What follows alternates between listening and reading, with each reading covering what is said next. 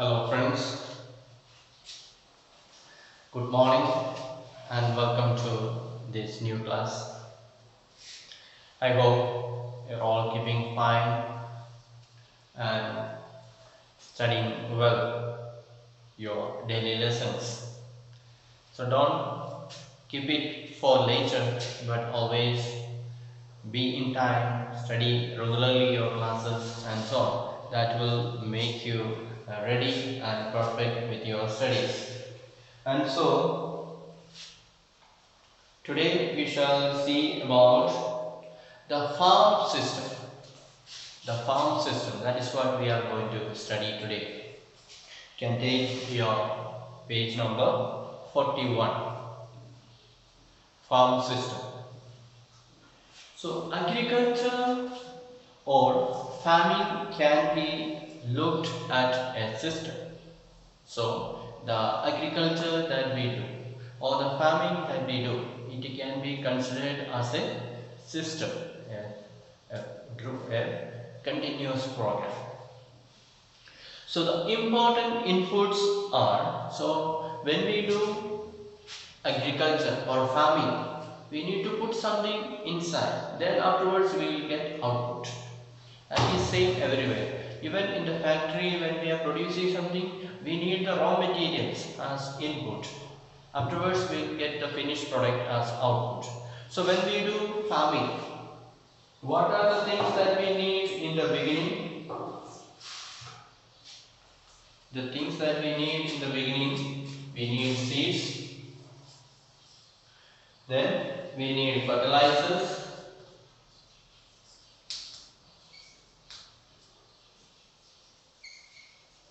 then we need machinery, machines for plowing and so on. Then what else we need? And we need labor, people to work. So these are the things that we need in the beginning in order to begin the farming. So we need seeds, then we need the fertilizers to fertilize the soil, and we need the machinery, tractor for tilling, or even if we do it with plow, animals, we need that machinery for plowing. Even if we do with spade, we need spade, or that is called machinery. Then we need people to work. The machine will not work alone. The fertilizer will not be spread alone. So there should be some people to do the work. So these are the four things that we need to use in the beginning of the cultivation, and they are called input. We are putting them inside. They are called input. Then after some time we get the harvest, and we get, that is called output. So after the farming, what are the things we need? We say some of the operations involved are plowing, then sowing, irrigation, weeding, harvesting, and so on. So all these things are involved. All these are activities that are involved in the farming. And the outputs from the system include crops. So afterwards we get output, we get the crops. Then we get wool. Suppose we are running farm, animal farm, then we get wool. Then we get dairy, milk.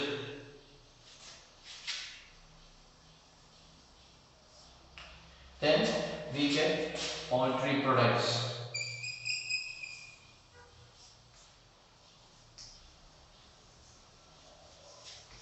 So if we are cultivating vegetables or grain, we will get crops. If we are growing sheep, we will get wool. If we are growing cow and goats, then we will get dairy, milk. Or if we are growing chicken, we will get poultry, egg, meat, and so on. So depending on what we give input, accordingly we get back output. If we are sowing seeds, we get crops. So if we are sowing in the field and say we must get poultry, it is not possible. So if you want to get poultry, we have to buy the eggs, we have to hatch out, and we have to give them food, all that. Then they will grow big, and afterwards they will start laying egg. So that process is there.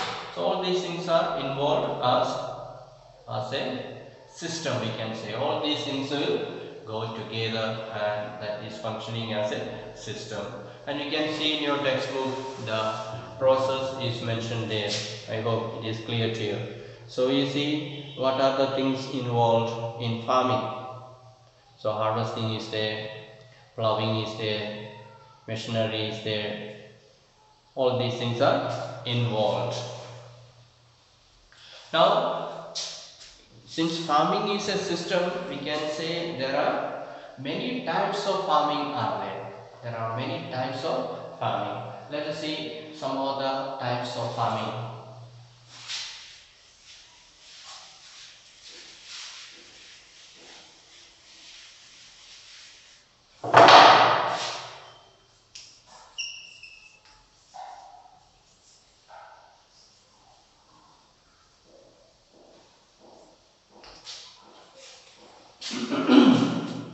So farming is practiced in various ways across the world. So if you go from place to place, from one country to another country, you will find people practicing farming in different ways. All throughout the world, people are not following just one system. They have different types, different systems. And why the people are following different systems of farming? One is because of the geographical conditions. People who are living in the hillside, they will be following one type of farming. People who are living in the plain area, they will be they will be having another farming system. Or people who are living in the dry region, they will be having another farming system. So depending on the geographical condition, they will be using different farming methods. Then another thing is demand of produce. So if we are producing something, there should be a demand for it. So most of the people are not just cultivating for their own consumption. The food grains that they are producing, they are not going to eat everything for themselves. They are going to sell it in the market. So the things that they produce, they will be selling, and there should be people to buy. That means there should be a demand. So if there is no demand, then there is no use of cultivating. Nobody is going to buy, and they are not going to get profit. So it will be causing them a lot of loss. So which are the things that people like to buy? So farmers will cultivate that item. If the people like to buy potato, then farmers will cultivate potato. If people don't like to buy potato there, then if the farmer is cultivating plenty of potato, it is no use. Nobody is going to buy. So according to the demand, they will cultivate. Then another thing is labor. Labor should be available. If you start cultivating a big field and nobody is available to work in the farm, the laborers are not available, then again the people will be suffering. The farmer will be suffering. So he'll be cultivating in a place where laborers are available. Another one is the level of technology. So if the technology is available, we will be able to use the modern machines like tractor. We'll be able to use machines for harvesting, or there will be medicine for pesticides. So as per the new technology, the modern technology, a lot of facilities are available. So farmers will like to make use of these facilities, and they cultivate using these facilities. So if they go to a faraway interior place in the village, all these facilities may not be available there. Therefore, they do not like to cultivate in the large scale there. So they cultivate in a place where all these things are available. Then Farming can be classified into two types. So based on all this availability of all these facilities, like the geographical conditions, demand of produce, labor and level of technology. So based on all these things, we can say there are different types of farming. Mainly we can divide them into two. One is subsistence farming, another one is commercial farming. Subsistence farming.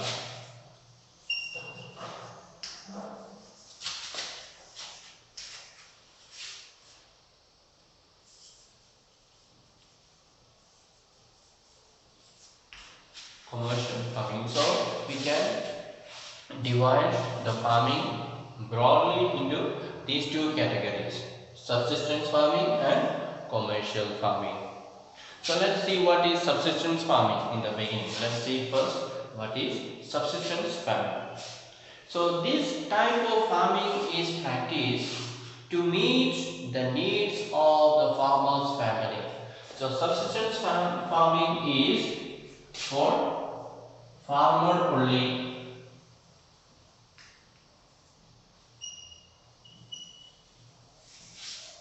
It is not for selling, it is for one's own use. The farmer is cultivating in his field for the use of his own family, not for giving to anyone else.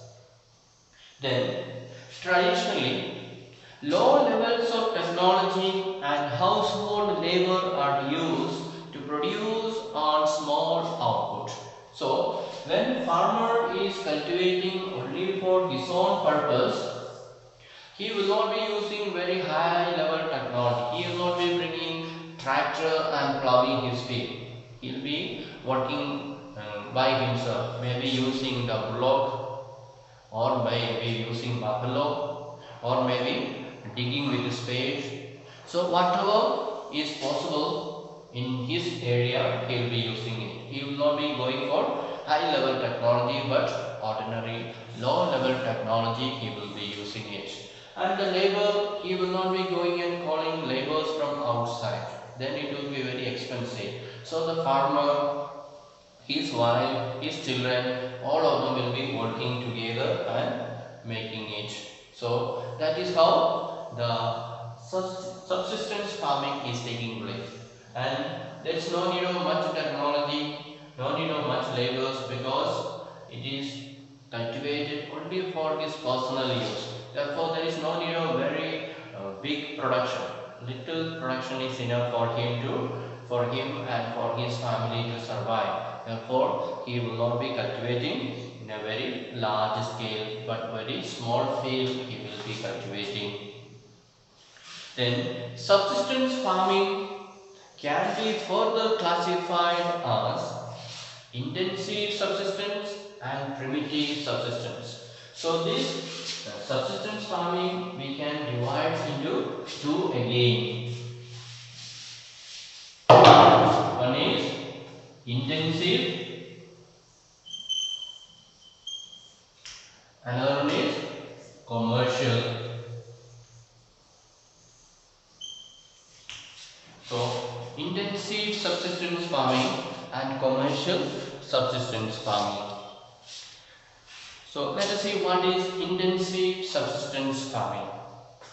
So in intensive subsistence farming, the farmer cultivates a small plot of land using simple tools and more labor. So here he is cultivating a small area of land by using very simple tools, not high technology tools, but simple tools and more labor.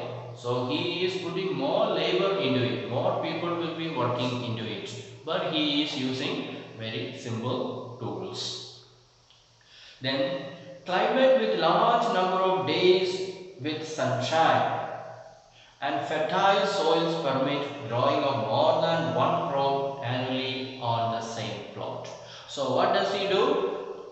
If his climate is very good in that place, if the climate is very good, that means he gets good sunshine and also get good rain, and the soil is very fertile. So in such kind of situation only this intensive subsistence farming is possible. So what are the things necessary for having intensive subsistence farming? First of all, he should have good climate with good sunshine and good rain. Then another thing is that he needs very fertile soil. So if these situations are available there, then he will cultivate several times in a year. So normally in our area people are cultivating only once in a year, then the fields are free, isn't it? But if under this situation he can cultivate paddy, after harvesting that he can put wheat, after harvesting that wheat he can put maybe potato, or he can plant chili, or he can plant mustard. So 2 or 3 times he will be cultivating in the same place. So he will be putting more labor. Normally they will cultivate only once and then they will sit down simply. They have nothing more to do. The fields are free, empty. But here they will go on working throughout the year. They have no time to take rest. The farmers will continue to work because they cultivate one after another. Throughout the year they are cultivating. So for that they have good climate, good fertile soil and so on. If the soil is not good, we cannot cultivate because it will not give us good harvest. So if the soil is good, the climate is good, only then it is possible. And so when people cultivate this intensive subsistence farming, the main crops that they are cultivating, the first that they cultivate is wheat, maize, pulses and oil seeds. These are the things that they go on cultivating throughout the year. So what are the crops? Rice is there. Rice may be the main one. So after harvesting the rice, they may plant the wheat, or then maize, or pulses and oil seeds like mustard and so on. Then intensive subsistence agriculture is prevalent in the thickly populated areas of the monsoon regions of South, Southeast and East Asia. So in Asia, the places where people cultivate this intensive subsistence farming is where they get very good monsoon rain. For example, in the South Asia, in the Southeast Asia and East Asia. These are the regions where people receive very good rainfall, the soil is very good, and therefore they are able to do this intensive cultivation. So here in the intensive cultivation, they cultivate a lot of things, but the area is very small and they don't use very high technology, and they use very simple technology with ploughing with manually, and they produce a lot of things. Then the primitive subsistence agriculture. The second one is primitive. This is not commercial, this is primitive.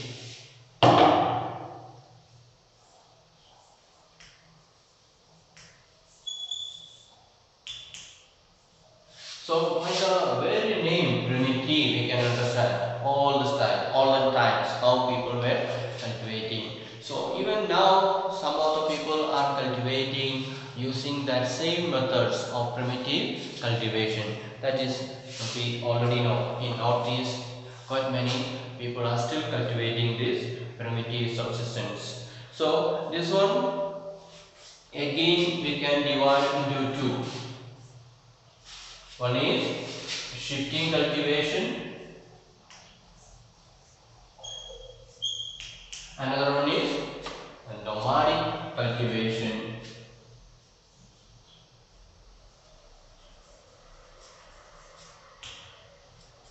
So shifting cultivation and nomadic cultivation. So primitive means old style, and it has got two types of primitive primitive cultivation. Let's see what are they. First one is shifting cultivation. So shifting cultivation is practiced in the thickly forested areas of Amazon basin, tropical Africa, parts of South Asia and Northeast India. You can underline which are the places where people are cultivating shifting cultivation, practicing shifting cultivation. That is mainly practicing Amazon basin, that is near the Amazon river, then tropical Africa, parts of Southeast Asia and Northeast India. So in our surrounding Northeast India also it is very much practiced. People who are living in the hills, they practice this shifting cultivation. Now let's see how do they do it. So these are the areas of heavy rainfall. So the areas where the shifting cultivation is practiced, they get very heavy rainfall and quick generation of vegetation. So if there is a very heavy rainfall, then the growth of the plants are very fast. And a plot of land is cleared by felling the trees and burning them. So how do they do this shifting cultivation? First they will choose a land, a plot of land is chosen, and they cut down all the trees, grass, whatever is there, then they burn it. So by burning the trees, the grass, everything, the leaf, all that ash will be mixed there in the soil and they cultivate there. The ashes are then mixed with the soil and crops like maize, yam, potatoes and cassava are grown. So what are the things people cultivate in this shifting cultivation? After burning and mixing the ash with the soil, they will plant crops like maize, yam, potatoes and cassava. And after the soil loses its fertility, so we go on cultivating for some time, the soil will lose its fertility. The soil will not be able to give good harvest because the fertility is becoming lesser and lesser. So if the fertility is becoming less and less, what do? They'll abandon that land. They will not cultivate again there. So they will leave that land and they will go and choose a new plot. They will choose another area, another plot of land which was free. So they will do same thing there. They will cut down everything there. Then they will mix that ash, burn and mix ash with the soil and cultivate. So that's why it is called shifting. From one place they shift to another place. Then after a few years that soil also will lose its fertility, then they will shift to another place. So that is called shifting cultivation. Shifting means changing, the place is changed. And shifting cultivation is also known as slash and burn agriculture. You can underline that also. Another name for shifting cultivation. It is called slash and burn. Slash means cut. So they cut down the trees and the plants that are growing there, then they burn it. Therefore it is known as slash and burn cultivation. And now the second type of primitive cultivation is nomadic cultivation. Let's see what is nomadic cultivation. So nomadic cultivation is practiced in the semi-arid and arid regions of Sahara, Central Asia and some parts of India like Rajasthan and Jammu and Kashmir. So this type of cultivation, the nomadic cultivation, is practiced in the areas which are semi-arid. Semi-arid means semi-dry. Some places they receive very less rain, therefore it becomes very dry region. So dry region, they practice this cultivation. So which are the dry regions in the world where people cultivate nomadic cultivation? That is the regions of Sahara, Sahara Desert, Central Asia, then in India, Rajasthan and Jammu and Kashmir and so on. And in this type of farming, herdsmen move from place to place with their animals for fodder and water along defined routes. So here in these semi-arid regions, people they mostly practice this keeping sheep, herd, animals, cattle. So they move from one place to another together with their cattle. So they are not just their house itself is moving. So, but in other place, in the shifting cultivation, the farmer's house remaining same. He is only changing the place of cultivation. But in the nomadic farming, the whole family is moving along with their stock. So mostly they are not having much cultivation. They are looking after their sheep, cattle, and so on. So when one place grass is over, then they go to another place, make their house there, and stay there. After a few days, that house, that area grass will be over, then they move to another place. That is how nomadic farming is taking place. And so this type of movement arises in response to climate constraints and terrain. So people move to a place where the climate is better, where water is better, where the land is better, and so on. So they move in the direction where they will be able to find better climate, good soil, and so on. Then sheep, camel, yak, and goats are most commonly reared. So these people who do this nomadic farming, what is the activity that they are doing? They either grow sheep or camel or yak or goats. These are the animals that they are normally growing, and they provide milk, meat, wool, hides, and other products to the herders and their families. So here they are not cultivating much. They may be cultivating very little vegetable or something maybe, because they are not going to stay there too long. If they cultivate there, then when they leave the place, all the vegetable, everything they will lose. So they may cultivate very little things, but mostly their work is depending on looking after the animals. And from the animals they get milk, they get wool, they get meat, and they get the hides, the skin. So all these things that they get, and with that the family is sustained, with that the family is surviving. So these are the two types of farming. Subsistence farming is divided into intensive farming and primitive farming, and the primitive subsistence farming is divided again into shifting subsistence farming, nomadic subsistence farming.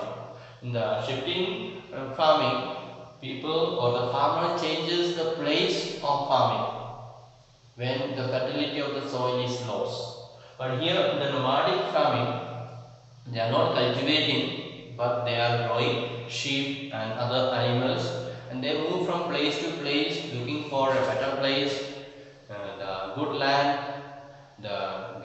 land with a better fodder, grass for the animals, and so on. And these animals provide them milk, meat, and so on. That is how the family is surviving.